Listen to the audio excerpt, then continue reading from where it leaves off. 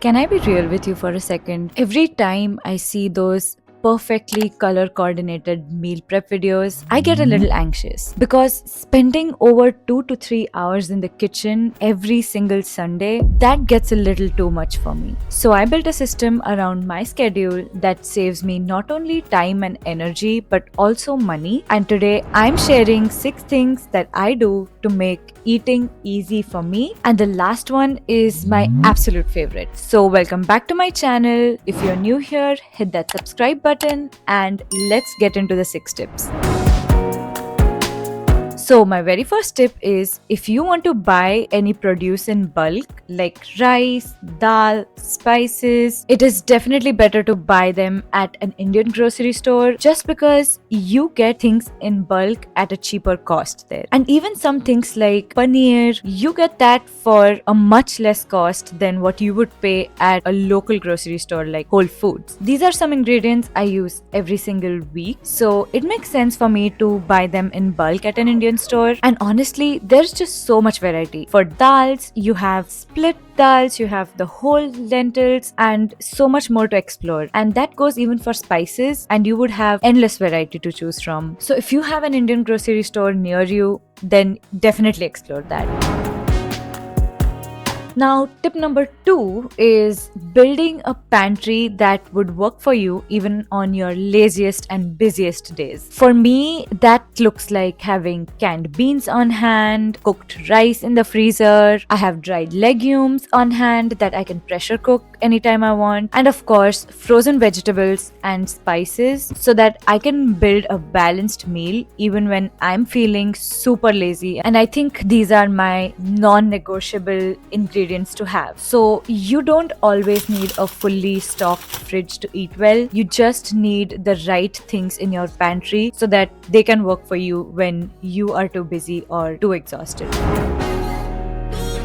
Now, this third tip is a real mindset shift. And for me, that's ingredient prepping. Now, there's a huge difference between meal prepping and ingredient prepping. So, for ingredient prepping, and for me, it looks like having 1 to 2 heads of garlic minced up, stored in olive oil so that I can use that for the next few weeks. But even smaller things like freezing my ginger so that not only does it not go bad, but also grates beautifully. Another thing I like to do is wash my produce and store them in airtight containers with paper towels so that they absorb the excess moisture. This way, I can store my produce and stretch them longer. So I don't have to spend money just because my produce has gone bad. And another thing I like to do is storing cooked rice in the freezer and pulling it out whenever I need it, and I just microwave it for a minute or two and I get perfect rice every single time. And these are just small things you can do to save time and money throughout the week. Actually, not even a week, over a few weeks after you do this. So I highly recommend ingredient prepping if you are as overwhelmed by meal prepping as I am.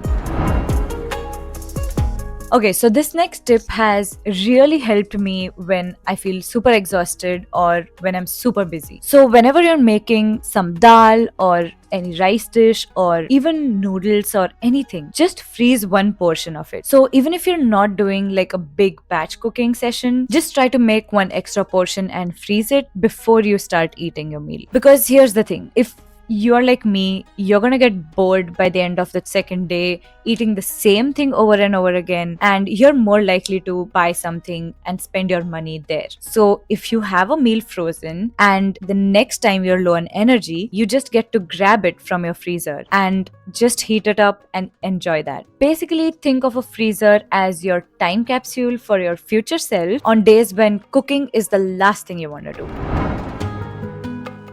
Okay, so tip number 5 is variety without effort. So think about whenever you're trying to cook a particular ingredient or a protein, try to prepare it at least in 2 different ways. For example, if I'm making chickpeas, I would make a chickpea curry, but I would also make a hummus at the same time because I'm gonna cook chickpeas anyway, so I might as well make 2 different meals out of them. And the same idea with a protein source. For me, that can be tofu. I like to marinate it with 2 to 3 different marinades and use it in different dishes. And I actually have a whole video on this, the marinade recipes. So I'll have that linked here for you to check it out.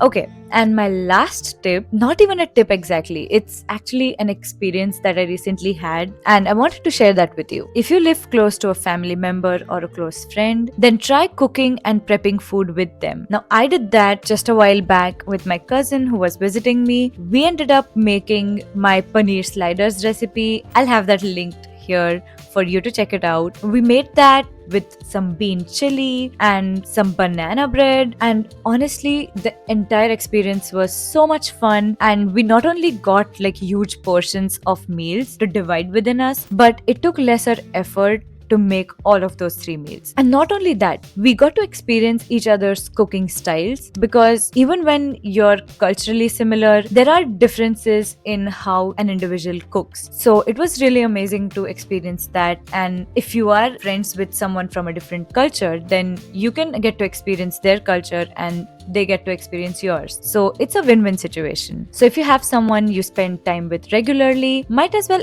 invite them over and prep food together. So those are my 6 tips, and they have really helped me stay more consistent with eating better and have more variety in my diet. It doesn't have to be that complicated. You just need to make a system that works for you, and you can incorporate any of these tips. But I would also like to know what suggestions you have in the comments below. I would love to know what works for you, and maybe I can try to implement that as well. And if you enjoyed this video, make sure to hit that like and subscribe button, and I will see you in the next one. Bye bye.